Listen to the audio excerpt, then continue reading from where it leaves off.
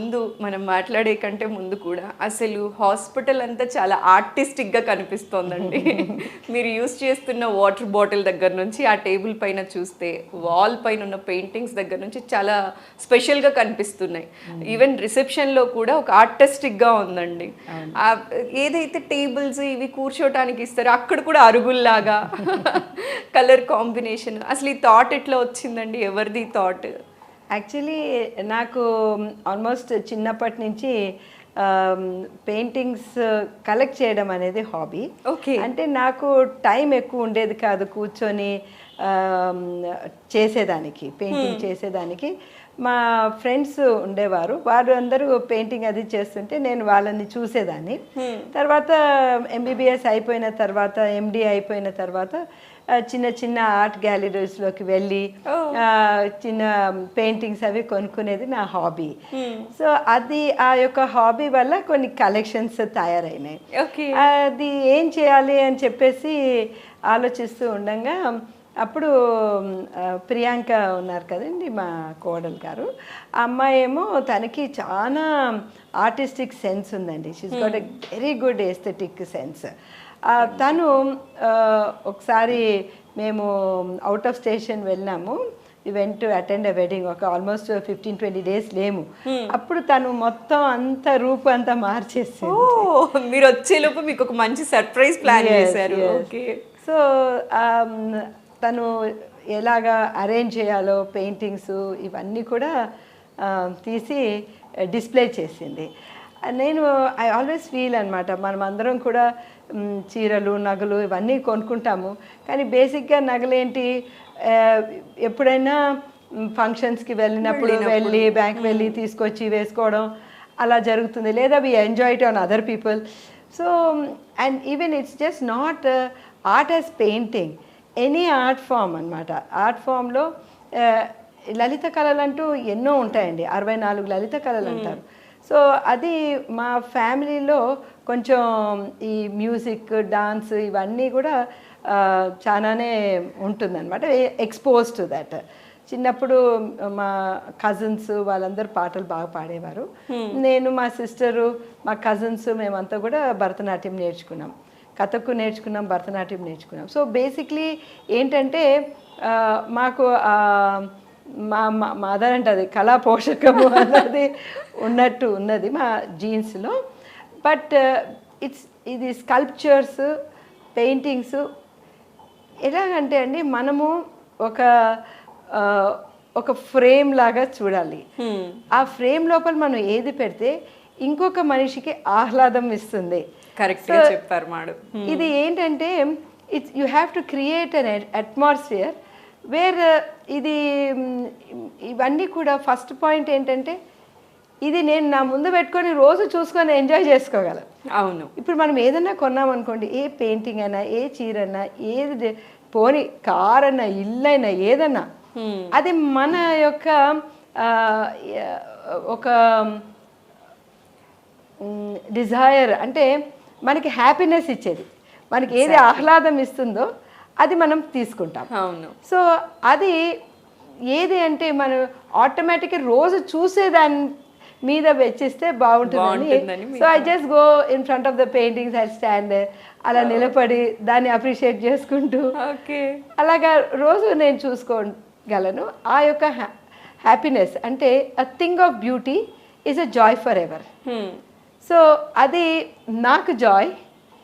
ఇక్కడ ఈ రూమ్ లోపలికి వచ్చే వాళ్ళందరికీ కూడా ఆ యొక్క హ్యాపీనెస్, హాస్పిటల్ ఎన్వైరన్మెంట్ కనపడకుండా ఒకలాంటి ప్లెజెంట్నెస్ కనిపిస్తుంది. సో మోస్ట్ ఆఫన్ మేము ఎలా వెళ్తామంటే జస్ట్ అప్ కమింగ్ ఆర్టిస్ట్ని కూడా ఎంకరేజ్ చేసినట్టు వాళ్ళ దగ్గర నుంచి తీసుకుంటాం. సో దట్ వాళ్ళకి అడ్వాంటేజ్, మాకు కూడా. So when we go there and buy anything, మనకి హ్యాపీనెస్ ఇచ్చేది మనం తీసుకోవాలా, తద్వారా మిగతా వాళ్ళకు కూడా దాన్ని మనము షేర్ చేసుకునేటట్టు ఉండాలన్నమాట. సో అది నా యొక్క ఎయిమ్ అండి. ఓకే, లవ్లీ అండి. మేడం, ఎప్పుడు కానీ ఆడవారు పుట్టిన దగ్గర నుంచి ఇప్పటి వరకు కూడా రకరకాల రోల్స్ అనేవి ప్లే చేస్తూ ఉంటారు.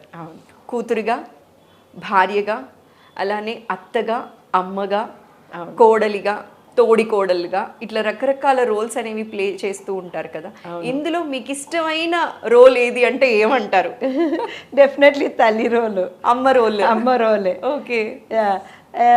ఐ థింక్ అది ఒక ఒక స్త్రీకి పరిపూర్ణత ఇచ్చేది ఒక తల్లి రోల్. మా మా బాబు పుట్టిన తర్వాత చేతిలో ఎత్తుకున్న తర్వాత ఫర్ ద ఫస్ట్ టైం మా అమ్మ యొక్క ప్రేమ నాకు అర్థమైంది. ఓకే. ఒక తల్లి అన్కండిషనల్ లవ్ ఎలా ఇస్తుంది వాళ్ళ పిల్లలకి అనేది అప్పుడు అర్థమైంది. So that only. అండ్ ఇంకొక విషయం ఏంటంటే, మనం అనుకుంటాము మన నుంచే వచ్చిన పిల్లలే మనకి హ్యాపీనెస్ ఇవ్వగలమని. అలా కాదు. ఈవెన్ మనం పెంచుకున్న బిడ్డల ద్వారా కూడా మనం ఆనందం పొందొచ్చండి. ఎందుకంటే ఒక చైల్డ్ ఎంత ఇన్నోసెంట్గా ఉంటుందంటే, వాళ్ళు లిటరలీ మన హార్ట్ లోపలికి వాళ్ళు జొచ్చుకొని వెళ్ళిపోతారు. అవును, ఆ హృదయంలోకి వాళ్ళు వెళ్ళిపోతారు అలాగా. సో అండ్ మన లైఫ్ని ఆ కంప్లీట్నెస్ ఇస్తారు. అండ్ ఇంకోటి ఏంటంటే, మన లైఫ్ని మనం ఇంకొక దృక్పథంతో కూడా మనం చూడగలగచ్చు. పిల్లల ఐస్ ద్వారా చూసేది అది వేరే అండి. వాళ్ళ ఒక ముఖ్యంగా ఏంటంటే, వాళ్ళు లైఫ్ని చూసే విధానం, పెద్దలు చూసే విధానం వేరేగా ఉంటుంది. మా ప్రొఫెసర్ ఎప్పుడు అంటారనమాట, don't treat children as miniature adults అని. Okay, wonderful. పిల్లలు అనేది మన అడల్ట్ కి ఒక చిన్న ష్రింక్ అయిపోయి మీనియేచర్ కాదండి. పిల్లలు వేరే.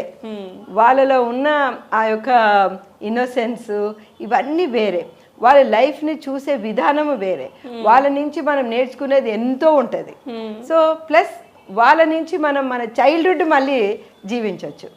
సో మనం అందరం కూడా ఎప్పుడు అనుకున్నా, అబ్బా ఎప్పుడు ఆడుతూ పాడుతూ ఆ బాల్యంలోనే మనం ఎంత సంతోషంగా ఉన్నాము, ఎప్పుడు అలాగే ఉండాలి అని చెప్పేసి మనం ఎప్పుడు అనుకుంటాం కదా.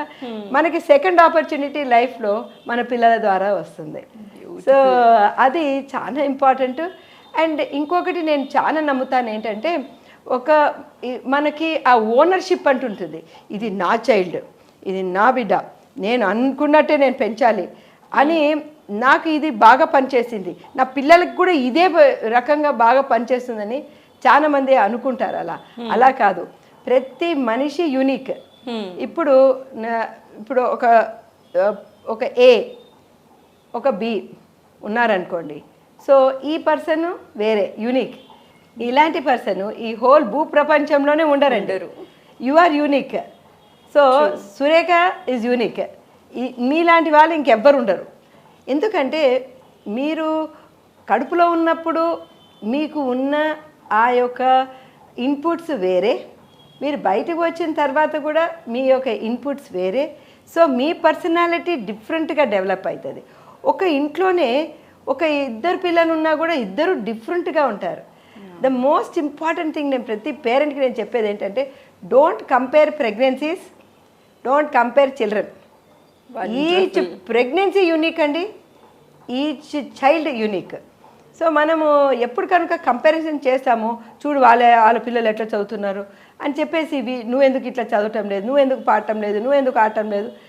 బట్ ఆ టైం మనం స్పెండ్ చేసే బదులు, నా బిడ్డలో ఏం టాలెంట్ ఉన్నది. సో దేవుడు ప్రతి ఒక్కరికి ఏదో ఒక టాలెంట్ ఇచ్చే పంపిస్తారు. సో దాన్ని మనం ఎతకాలి, దాన్ని మనం వెలికి తీయాలి, దాన్ని మనం షైన్ చేపించి వాళ్ళని పెంచాలన్నమాట. సో వాళ్ళని